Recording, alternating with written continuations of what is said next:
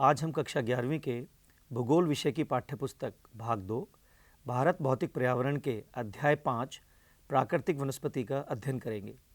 इस अध्याय में आज हम जिन बिंदुओं को सीखेंगे वे हैं प्राकृतिक वनस्पति की परिभाषा, नंबर 2 भारत में पाई जाने वाली विभिन्न प्रकार की वनस्पति, नंबर 3 वनस्पति को प्रभावित करने वाले कारक, नंबर 4 वनस्पति प्रकार तथा जलवायु के आधार पर भारतीय वनों का वर्गीकरण, नंबर 5 भारत में वन आवरण, नंबर 6 वन संरक्षण, नंबर 7 भारत में वन्य प्राणी और उनका संरक्षण, नंबर 8 जीवमंडल निचय जैसे नीलगिरी जीवमंडल निचय, नंदा देवी जीवमंडल निचय आदि। आप कभी ना कभी किसी पार्क, बाग या जंगल में अवश्य गए होंगे जहां आपने विभिन्न प्रकार के पेड़ पौधे देखे होंगे। इसी प्रकार आपने अपने स्कूल, घर या आसपास के मैदानों में विभिन्न प्रकार के पेड़ पौधे, झाड़ियाँ तथा घास को भी देखा होगा। क्या आप इन पेड़ पौधों, घास व झाड़ियों को प्राकृतिक वनस्पति के वर्ग में रखेंगे या मात्र वनस्पति वर्ग में? आइए जानते हैं कि प्राकृतिक वनस्पति और वनस्पति में क्या अंतर है।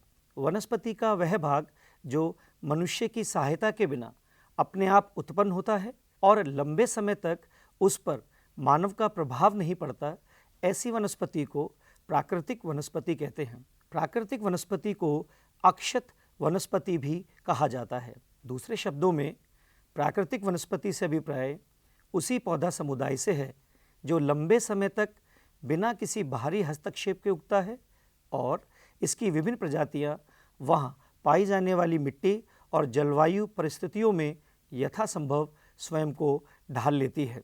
इसके विपरीत वे पेड़ पौधे जो मानव द्वारा उगाए जाते हैं उन्हें वनस्पति कहा जाता है, जैसे कृषिकृत फसलें, फल और बागान। क्या आपने कभी अपने आप से यह प्रश्न किया है कि जो वनस्पति या प्राकृतिक वनस्पति भारत में पाई जाती है क्या वह पूर्णतः भारतीय है या कुछ वनस्पति विदेशों से भी लाई गई है? यदि हाँ, तो आपका प्रश्न उचित है, क्योंकि भारत में कुछ वनस्पति की प्रजातियां विदेशों से भी लाई गई हैं। आइए जानते हैं ऐसी ही वनस्पति के विषय में। वह वनस्पति जो मूल रूप से भारतीय है उसे देशज कहते हैं, जैसे नीम, पीपल, गुलमोहर, बबूल, साल, कदम आदि।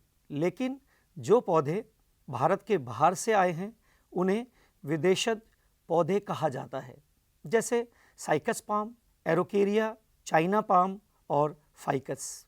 हम जानते हैं कि भारत में विभिन्न प्रकार की प्राकृतिक वनस्पति पाई जाती है, जैसे नंबर 1 हिमालय पर्वतों पर शीतोष्ण कटिबंधीय वनस्पति, नंबर 2 पश्चिमी घाट तथा अंडमान और निकोबार द्वीप समूह में उष्ण कटिबंधीय वर्षावन, नंबर 3 डेल्टा क्षेत्रों में उष्ण कटिबंधीय वन व मैंग्रोव तथा राजस्थान के मरुस्थलीय और अर्ध मरुस्थलीय क्षेत्रों में विभिन्न प्रकार की झाड़ियाँ, कैक्टस और कांटेदार पेड़ पौधे। इस प्रकार यह स्पष्ट हो जाता है कि हमारे देश के अलग अलग क्षेत्रों में विभिन्न प्रकार की वनस्पति पाई जाती है। अब यहाँ प्रश्न यह उठता है कि वे कौन से कारण हैं जिनकी वजह से भारत में वनस्पति में क्षेत्रीय विभिन्नताएं पाई जाती हैं। आइए अब जानते हैं इस प्रश्न का उत्तर। भारत की वनस्पति में क्षेत्रीय विभिन्नता के दो प्रमुख कारण हैं। प्रथम मृदा और दूसरा जलवायु। मृदा और जलवायु में विभिन्नता के कारण भारत में वनस्पति में क्षेत्रीय विभिन्नताएं पाई जाती हैं। सर्वप्रथम चर्चा करते हैं कि वनस्पति की विभिन्नता में मृदा की क्या भूमिका है। हम जानते हैं कि भारत के विभिन्न स्थानों पर अलग अलग प्रकार की मृदा पाई जाती है जो विभिन्न प्रकार की वनस्पति का आधार है। उदाहरण के लिए मरुस्थल की बलुई मृदा में कटीली झाड़ियाँ तथा नदियों के डेल्टा क्षेत्रों में पर्णपाती वन पाए जाते हैं और पर्वत की ढलानों पर जहाँ मृदा की परत गहरी है वहाँ पर शंकुधारी वन पाए जाते हैं। मृदा की तरह जलवायु भी वनस्पति की विविधता में महत्वपूर्ण भूमिका अदा करती है। जलवायु के घटक जैसे तापमान, सूर्य का प्रकाश तथा वर्षण आदि वनस्पति को प्रभावित करते हैं। आइए जानते हैं कि किस प्रकार। सर्वप्रथम तापमान की भूमिका। वनस्पति की विविधता तथा तापमान और वायु की नमी पर भी निर्भर करती है। हिमालय पर्वत की ढलानों तथा प्रायद्वीप की पहाड़ियों पर 915 मीटर की ऊंचाई से ऊपर तापमान में गिरावट वनस्पति के पनपने और बढ़ने को प्रभावित करती है और उसे उष्णकटिबंध से उपोष्ण, शीतोष्ण तथा अल्पाइन वनस्पतियों में परिवर्तित करती है। दूसरा घटक सूर्य का प्रकाश। किसी भी स्थान पर सूर्य के प्रकाश का समय उस स्थान के अक्षांश, समुद्र तल से ऊंचाई एवं ऋतु पर निर्भर करता है। प्रकाश अधिक समय तक मिलने के कारण पेड़ गर्मी की ऋतु में जल्दी बढ़ते हैं, जबकि प्रकाश के अभाव में पेड़ों की वृद्धि में कमी आ जाती है। इसी प्रकार वर्षण भी वनस्पति की वृद्धि को प्रभावित करता है। आइए जानते हैं कैसे। भारत के जिन क्षेत्रों में अधिक वर्षा होती है वहाँ सघन वन पाए जाते हैं। इसके विपरीत कम वर्षा वाले क्षेत्रों में कम वन पाए जाते हैं। आपने पिछली कक्षाओं में पढ़ा है कि भारत में विभिन्न प्रकार के वन पाए जाते हैं। आइए अब चर्चा करते हैं भारत में पाए जाने वाले वनों की। प्रमुख वनस्पति प्रकार तथा जलवायु परिस्थिति के आधार पर भारतीय वनों को निम्न प्रकारों में बांटा जा सकता है। नंबर 1, उष्णकटिबंधीय सदाबहार एवं अर्ध सदाबहार वन। नंबर 2, उष्णकटिबंधीय पर्णपाती वन। नंबर 3, उष्णकटिबंधीय कांटेदार वन। नंबर 4, पर्वतीय वन। और नंबर 5, वेलांचली व अनूप वन। क्या आप जानते हैं कि उष्णकटिबंधीय सदाबहार एवं अर्ध सदाबहार वन कौन से वन होते हैं और उनकी क्या विशेषताएं हैं? आइए जानते हैं इन वनों के विषय में। वे वन जिनमें पेड़ों के पत्ते झड़ने, फूल आने और फल लगने का समय अलग अलग होता है, ऐसे वनों को उष्णकटिबंधीय सदाबहार वन कहा जाता है। चूँकि ये पेड़ किसी विशेष ऋतु में अपने पत्ते नहीं गिराते, इसीलिए ये वर्ष भर हरे भरे दिखाई देते हैं। ये वन उन प्रदेशों में पाए जाते हैं जहां वार्षिक वर्षा 200 सेंटीमीटर से अधिक और औसत वार्षिक तापमान 22 डिग्री सेल्सियस से अधिक रहता है। यही कारण है कि ये वन पश्चिमी घाट के पश्चिमी ढाल पर, उत्तर पूर्वी क्षेत्रों की पहाड़ियों पर और अंडमान और निकोबार द्वीप समूह में पाए जाते हैं। इन वनों में वृक्षों की लंबाई 60 मीटर या उससे भी अधिक हो सकती है और इन वनों में पाई जाने वाली मुख्य वृक्ष प्रजातियां रोजवुड, महोगनी, एनी और एबनी है, जबकि अर्ध सदाबहार वन इन्हीं क्षेत्रों में अपेक्षाकृत कम वर्षा वाले भागों में पाए जाते हैं। ये वन सदाबहार और आर्द्र पर्णपाती वनों के मिश्रित रूप हैं। इनमें मुख्य वृक्ष प्रजातियां साइडर, होलक और केल है। उष्णकटिबंधीय सदाबहार वनों की विशेषताओं को जानने के बाद आइए अब जानते हैं कि उष्णकटिबंधीय पर्णपाती वन किसे कहते हैं और इन वनों की क्या विशेषताएं हैं। वे वन जो एक विशेष ऋतु में अपने पत्ते गिरा देते हैं, उन्हें उष्णकटिबंधीय वन कहा जाता है। इन वनों को मानसून वन भी कहते हैं। ये वन भारत में सबसे अधिक पाए जाते हैं। ये वन उन क्षेत्रों में पाए जाते हैं जहां वार्षिक वर्षा 70 सेंटीमीटर से 200 सेंटीमीटर तक होती है। जल उपलब्धता के आधार पर इन वनों को हम दो भागों में बांट सकते हैं। नंबर 1, आर्द्र पर्णपाती वन और दूसरा शुष्क पर्णपाती वन। आर्द्र पर्णपाती वन उन क्षेत्रों में पाए जाते हैं जहां वर्षा 100 सेंटीमीटर से 200 सेंटीमीटर होती है। ये वन उत्तर पूर्वी राज्यों, हिमालय के गिरिपद, पश्चिमी घाटों के पूर्वी ढालों और ओडिशा में उगते हैं। इन वनों के वृक्ष के प्रमुख उदाहरण हैं सागवान, साल, शीशम, हुर्रा, महुआ, आंवला, सेमल, चंदन आदि। जबकि शुष्क पर्णपाती वन देश के उन भागों में पाए जाते हैं जहां वर्षा 70 सेंटीमीटर से 100 सेंटीमीटर के बीच होती है। ये वन प्रायद्वीप में अधिक वर्षा वाले भागों में पाए जाते हैं, जबकि उत्तर प्रदेश व बिहार के मैदानी भागों में ये वन पाए जाते हैं।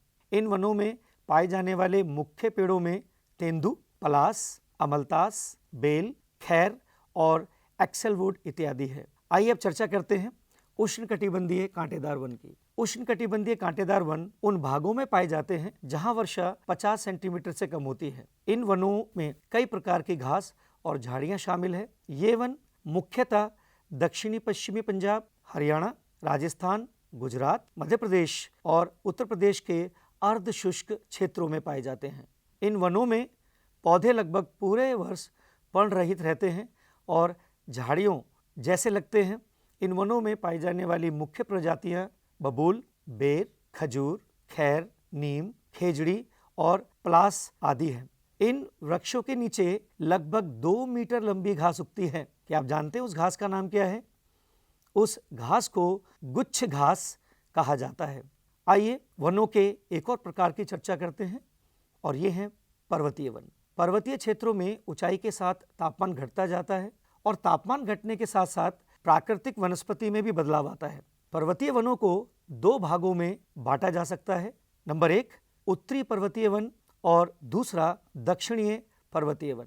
सर्वप्रथम हम उत्तर पर्वतीय वनों पर चर्चा करते हैं। ऊंचाई बढ़ने के साथ हिमालय पर्वत श्रृंखला में उष्णकटिबंधीय वनों से लेकर टुंड्रा में पाई जाने वाली प्राकृतिक वनस्पति तक पाई जाती है। अर्थात हिमालय पर्वत की विभिन्न ऊंचाई पर विभिन्न प्रकार की वनस्पति पाई जाती है। उदाहरण के लिए हिमालय के गिरिपथ पर पर्णपाती वन पाए जाते हैं।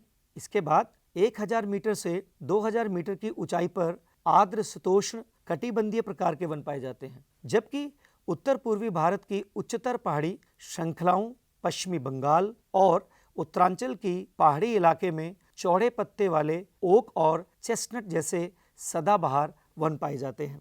इस क्षेत्र में 1500 मीटर से 1750 मीटर की ऊंचाई पर व्यापारिक महत्व वाले चीड़ के वन पाए जाते हैं। हिमालय के पश्चिमी भाग में देवदार के वन पाए जाते हैं। आप जानते हैं कि देवदार की लकड़ी अधिक मजबूत होती है और निर्माण कार्य में प्रयुक्त होती है। इसके अतिरिक्त यहाँ चिनार और वालन के पेड़ भी पाए जाते हैं। इन पेड़ों की लकड़ी कश्मीर हस्तशिल्प के लिए इस्तेमाल होती है।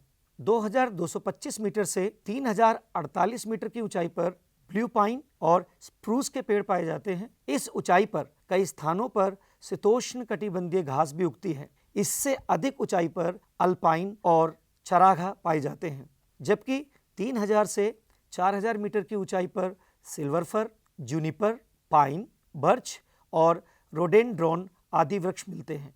और अंत में अधिक ऊंचाई वाले भागों में टुंड्रा प्रकार की वनस्पति पाई जाती है, जैसे मॉस और लाइकन।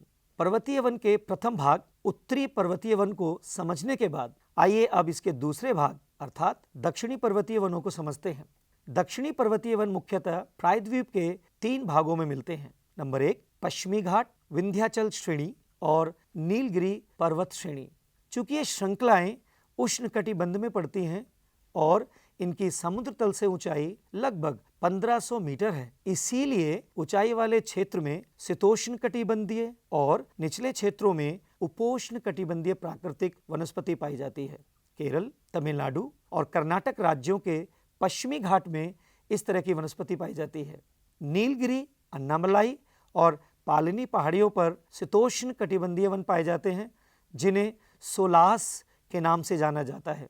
इन वनों में पाए जाने वाले वृक्षों के उदाहरण हैं मग्नोलिया, लैरेल, सिनकोना और वेटल। ये वन सतपुड़ा और मेकाल श्रेणियों में भी पाए जाते हैं। भारत में पाए जाने वाले वनों का अंतिम प्रकार है वेलांचली व अनूप वन। क्या आप जानते हैं कि वेलांचली वन किसे कहते हैं? वन जो तटीय हैं लेकिन मैंग्रोव नहीं है, उन्हें वेलांचली के रूप में जाना जाता है। भारत में विभिन्न प्रकार के आर्द्र व अनूप आवास पाए जाते हैं। इसके 70% भाग पर चावल की खेती की जाती है। भारत में लगभग 39 लाख हेक्टेयर भूमि आर्द्र है। ओडिशा में चिल्का और भरतपुर में केउलादेव राष्ट्रीय पार्क अंतर्राष्ट्रीय महत्व की आर्द्र भूमियों के अधिवेशन के अंतर्गत रक्षित जल कुक्कुट वाटरफॉल आवास है। हमारे देश की आर्द्र भूमि को 8 वर्गों में रखा गया है, जो इस प्रकार है। नंबर 1 दक्षिण में दक्षिण पठार के जलाशय और दक्षिण पश्चिमी तटीय क्षेत्र की लैगून व अन्य आर्द्र भूमि। नंबर 2 राजस्थान, गुजरात और कच्छ के खारे जल वाली भूमि। नंबर 3 गुजरात राजस्थान से पूर्व और मध्य प्रदेश की ताजा जल वाली झीलें व जलाशय। नंबर 4 भारत के पूर्वी तट पर डेल्टाई आर्द्र भूमि व लैगून। नंबर 5 गंगा के मैदान में ताजा जल वाले कच्छ क्षेत्र। नंबर 6 ब्रह्मपुत्र घाटी में बाढ़ के मैदान व उत्तर पूर्वी भारत और हिमालय गिरिपथ के कच्छ व अनूप क्षेत्र। नंबर 7 कश्मीर और लद्दाख की पर्वतीय झीलें और नदियाँ। नंबर 8 अंडमान और निकोबार द्वीप चापों के मैंग्रोव वन और दूसरे आर्द्र क्षेत्र। मैंग्रोव लवणकच्छ, ज्वारीय संकरी खाड़ी, पंक मैदानों जिन्हें मड फ्लड भी कहा जाता है और ज्वारनद मुख के तटीय क्षेत्रों पर उगते हैं। इसमें बहुत से लवण से ना प्रभावित होने वाले पेड़ पौधे होते हैं। बंधे जल व ज्वारीय प्रवाह की संकरी खाड़ियों से आड़े तिरछे ये वन विभिन्न किस्म के पक्षियों को आश्रय प्रदान करते हैं। आप जानते हैं भारत में मैंग्रोव वन 6,740 वर्ग किलोमीटर क्षेत्र में फैले हैं, जो विश्व के मैंग्रोव क्षेत्र का 7% है। ये अंडमान और निकोबार द्वीप समूह व पश्चिमी बंगाल के सुंदरवन डेल्टा में अत्यधिक विकसित हैं। इसके अलावा ये महानदी, गोदावरी और कृष्णा नदियों के डेल्टाई भाग में पाए जाते हैं। इन वनों में बढ़ते अतिक्रमण के कारण इनका संरक्षण आवश्यक हो गया है। यह सर्वविदित है कि वनों का हमारे जीवन में एक विशेष महत्व है। असंख्य जनजातियां अपने जीवन के लिए वनों पर निर्भर करती हैं, क्योंकि वन उन्हें भोजन, फल, शहद, आवास बनाने के लिए सामान आदि प्रदान करते हैं। इसके अतिरिक्त वन किसी क्षेत्र के पर्यावरण और जलवायु को भी प्रभावित करते हैं, अतः वनों का उचित आवरण अति आवश्यक है। आइए अब चर्चा करते हैं वन आवरण की। क्या आप भारत के वन आवरण के विषय में जानते हैं? राजस्व विभाग से प्राप्त आंकड़ों के अनुसार भारत में 23.28% भाग पर वन है। वास्तव में वन क्षेत्र और वास्तविक वन आवरण ये दोनों अलग अलग हैं। वन क्षेत्र अधिसूचित क्षेत्र हैं, चाहे वहां वृक्ष हो या ना हो, जबकि वन आवरण प्राकृतिक वनस्पति का झुरमुट है और वास्तविक रूप में वनों से ढका होता है। वन क्षेत्र राज्यों के राजस्व विभाग से प्राप्त होते हैं, जबकि वन आवरण की पहचान वायु चित्रों और उपग्रह से प्राप्त चित्रों से की जाती है। इंडिया स्टेट फॉरेस्ट रिपोर्ट 2011 के अनुसार वास्तविक वन आवरण केवल 21.05% है। उनमें से 12.29% भाग पर सघन वन और 8.75% पर विवृत वन अर्थात ओपन फॉरेस्ट पाए जाते हैं। वन क्षेत्र और वन आवरण दोनों में ही राज्यवार विभिन्नता पाई जाती है। उदाहरण के लिए, जहां लक्षद्वीप में वन क्षेत्र 0 है, वहीं अंडमान और निकोबार में 86.93% क्षेत्र वन के अधीन है। जिन राज्यों में 10% से कम वन क्षेत्र हैं, वे राज्य हैं राजस्थान, गुजरात, पंजाब, हरियाणा और दिल्ली। वे राज्य जिनके 10% से 20% भाग पर वन पाए जाते हैं, वे हैं तमिलनाडु और पश्चिमी बंगाल। यदि हम प्रायद्वीपीय भारत की बात करें तो प्रायद्वीपीय भारत में दादर और नागर हवेली, तमिलनाडु और गोवा को छोड़कर शेष सभी राज्यों में 20 से 30% भूमि पर वन पाए जाते हैं, जबकि उत्तर पूर्वी राज्यों में 30% से अधिक भूमि पर वन पाए जाते हैं। वन क्षेत्र की तरह वास्तविक वन आवरण में भी भिन्नता पाई जाती है, जो कि जम्मू कश्मीर में 9.5% से अंडमान निकोबार में 84.01% तक है। वास्तविक वन आवरण के आधार पर राज्यों को 4 भागों में विभाजित किया जा सकता है। नंबर 1, अधिक वन संकेंद्रण वाले प्रदेश जिनमें वन आवरण 40% से अधिक है। नंबर 2, मध्यम वन संकेंद्रण वाले प्रदेश जिनमें वन आवरण का प्रतिशत 20 से 40 है। नंबर 3, कम वन संकेंद्रण वाले प्रदेश जिनमें वन आवरण का प्रतिशत 10 से 20 है। और अंत में अति कम वन वाले संकेंद्रण प्रदेश जिनमें वन आवरण का प्रतिशत 10 से भी कम है। वनों का जीवन और पर्यावरण के साथ जटिल संबंध है। वन प्रत्यक्ष और अप्रत्यक्ष रूप से हमें आर्थिक व सामाजिक लाभ पहुंचाते हैं, अतः वनों का संरक्षण अति आवश्यक है। वनों के संरक्षण के लिए भारत सरकार ने सन 1952 में वन संरक्षण नीति लागू की, जिसे सन 1988 में संशोधित किया गया। इस वन नीति के उद्देश्यों को समझते हैं। नंबर 1, देश में 33% भाग पर वन लगाना। इस वन नीति का दूसरा उद्देश्य है पर्यावरण संतुलन बनाए रखना। नंबर 3, देश की प्राकृतिक धरोहर, जैव विविधता तथा आनुवांशिकता पूल का संरक्षण करना। नंबर 4, मृदा अपरदन और मरुस्थलीकरण रोकना तथा बाढ़ व सूखा नियंत्रण करना। नंबर 5, निम्नीकृत भूमि पर सामाजिक वानिकी एवं वन रोपण द्वारा वन आवरण का विस्तार करना। नंबर 6, वनों की उत्पादकता बढ़ाकर वनों पर निर्भर ग्रामीण जनजातियों को इमारती लकड़ी, ईंधन, भोजन उपलब्ध कराना और लकड़ी के स्थान पर अन्य वस्तुओं को प्रयोग में लाना। नंबर 7, पेड़ लगाने को बढ़ावा देने के लिए पेड़ों की कटाई रोकने के लिए जन आंदोलन को चलाना। इस वन संरक्षण नीति के अंतर्गत निम्न कदम उठाए गए हैं। नंबर 1, सामाजिक वानिकी को बढ़ावा देना और वन्य प्राणियों की कम संख्या का कारण जानना और उनका संरक्षण करना। क्या आप जानते हैं कि सामाजिक वानिकी किसे कहते हैं? सामाजिक, पर्यावरणीय व ग्रामीण विकास में मदद के उद्देश्य से वनों का प्रबंधन और सुरक्षा तथा ऊसर भूमि पर वनारोपण को सामाजिक वानिकी कहा जाता है। राष्ट्रीय कृषि आयोग ने सामाजिक वानिकी को 3 भागों में बांटा है: शहरी वानिकी, ग्रामीण वानिकी और फार्म वानिकी। आइए सबसे पहले समझते हैं शहर वानिकी का अर्थ। शहरों की हरित पट्टी, पार्क, सड़कों के साथ जगह, औद्योगिक व व्यापारिक स्थलों पर वृक्ष लगाना और उनका प्रबंधन ही शहरी वानिकी कहलाता है। जबकि ग्रामीण वानिकी में कृषि वानिकी और समुदाय कृषि वानिकी को बढ़ावा दिया जाता है। आइए अब कृषि वानिकी और समुदाय कृषि वानिकी के अर्थ को समझते हैं। कृषि वानिकी का अर्थ है कृषि योग्य तथा बंजर भूमि पर पेड़ और फसलों को एक साथ लगाना, जबकि समुदाय वानिकी में सार्वजनिक भूमि जैसे गांव चरागाह, मंदिर भूमि, सड़कों के दोनों ओर, नहरों के किनारे, रेल पट्टी के साथ पटरी और विद्यालयों में पेड़ लगाना शामिल है। समुदाय वानिकी का उद्देश्य पूरे समुदाय को लाभ पहुंचाना है। इस योजना का एक उद्देश्य भूमि विहीन लोगों को वानिकीकरण से जोड़ना तथा इससे उन्हें वे लाभ पहुंचाना जो केवल भूस्वामियों को ही प्राप्त होते हैं। आइए अब चर्चा करते हैं सामाजिक वानिकी के तीसरे वर्ग फार्म वानिकी की।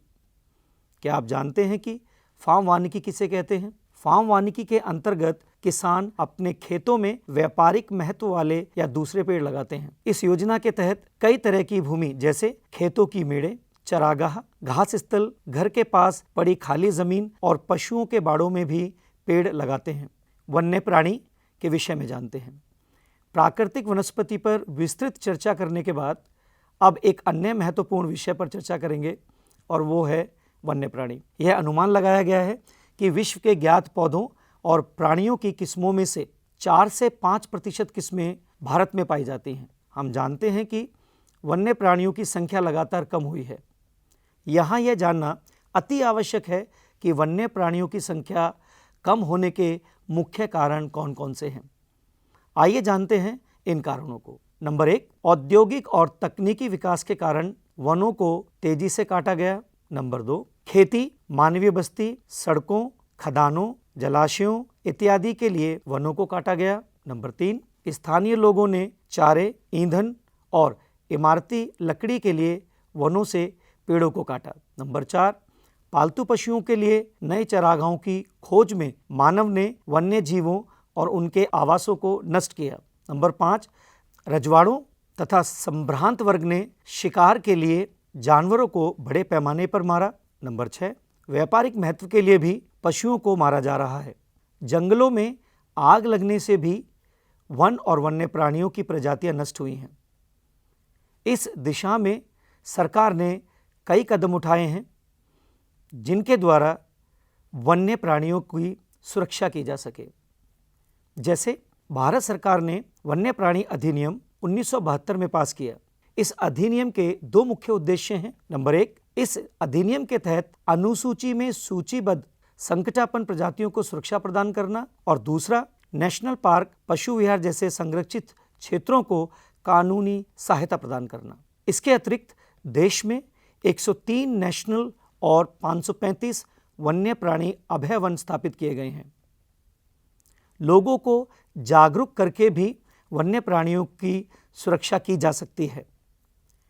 इसके अतिरिक्त भारत सरकार ने प्रोजेक्ट टाइगर और प्रोजेक्ट एलिफेंट जैसी विशेष योजनाएं भी चलाई हैं जिनसे इन प्राणियों को बचाया जा सके। इनमें से प्रोजेक्ट टाइगर योजना सन 1973 से चलाई जा रही है। इसका मुख्य उद्देश्य भारत में बाघों की संख्या का स्तर बनाए रखना है। देश में बाघों की संख्या 2006 में 1411 से बढ़कर 2010 में 1706 हो गई है। इसके अलावा भारत सरकार द्वारा कुछ और परियोजनाएं भी चलाई जा रही हैं, जैसे मगरमच्छ प्रजनन परियोजना, हुंगल परियोजना और हिमालय कस्तूरी मृग परियोजना। चलिए इस अध्याय के एक और महत्वपूर्ण विषय पर चर्चा करते हैं, वह है जीवमंडल निचय। जीवमंडल निचय विशेष प्रकार के भौमिक और तटीय पारिस्थितिकी तंत्र हैं, जिन्हें यूनेस्को के मानव और जीवमंडल प्रोग्राम MAB के अंतर्गत मान्यता प्राप्त है। जीवमंडल निचय के 3 मुख्य उद्देश्य हैं: संरक्षण, विकास, व्यवस्था। संरक्षण में जीव विविधता और पारिस्थितिकी तंत्रों का संरक्षण, विकास के अंतर्गत पर्यावरण और विकास का मेलजोल, व्यवस्था के अंतर्गत अनुसंधान और देखरेख के लिए अंतर्राष्ट्रीय नेटवर्क। आप जानते हैं भारत में 18 जीवमंडल निचय हैं, जैसे नीलगिरी जीवमंडल निचय, नंदा देवी जीवमंडल निचय, पचमढ़ी जीवमंडल निचय, मानस, कंचनजंगा आदि। इनमें से 10 जीवमंडल निचय यूनेस्को द्वारा जीवमंडल निचय विश्व नेटवर्क पर मान्यता प्राप्त हैं। इस अध्याय में हम केवल 4 जीवमंडल निचय के बारे में ही पढ़ेंगे। आइए सर्वप्रथम चर्चा करते हैं नीलगिरी जीवमंडल निचय की। जीवमंडल निचय अर्थात नीलगिरी जीवमंडल निचय की स्थापना सन 1986 में हुई थी और यह भारत का पहला जीवमंडल निचय है। इस जीवमंडल निचय का कुल क्षेत्रफल 5520 वर्ग किलोमीटर है। इस निचय में वायनाड वन्यजीव सुरक्षित क्षेत्र, नगरहोल, बांदीपुर और मधुमलाई लंबुर का सारा वन से ढका ढाल, ऊपरी नीलगिरी पठार, साइलेंट वैली और सिधुवानी पहाड़ियां शामिल है। यहाँ पर 2 संकटापन्न प्राणी प्रजातियां, एक नीलगिरी ताहर और दूसरा शेर जैसी दुम वाले बंदर की सबसे अधिक संख्या पाई जाती है। इसके अतिरिक्त यहाँ हाथी, बाघ, गौर, सांभर और चीतल भी पाए जाते हैं। आइए जानते हैं नंदा देवी जीवमंडल निचय के विषय में। नंदा देवी जीवमंडल निचय उत्तराखंड में स्थित है, जिसमें चमोली, अल्मोड़ा, पिथौरागढ़ और बागेश्वर जिलों के भाग शामिल हैं। इस जीवमंडल निचय में कई प्रकार के वन्य जीव जैसे हिम तेंदुआ, काला भालू, भूरा भालू, कस्तूरी मृग, हिम मुर्गा, सुनहरा बाज और कालाबाज शामिल है। आइए बात करते हैं सुंदरवन जीवमंडल निचय की। सुंदरवन जीवमंडल निचय बंगाल में गंगा नदी के दलदली डेल्टा पर स्थित है।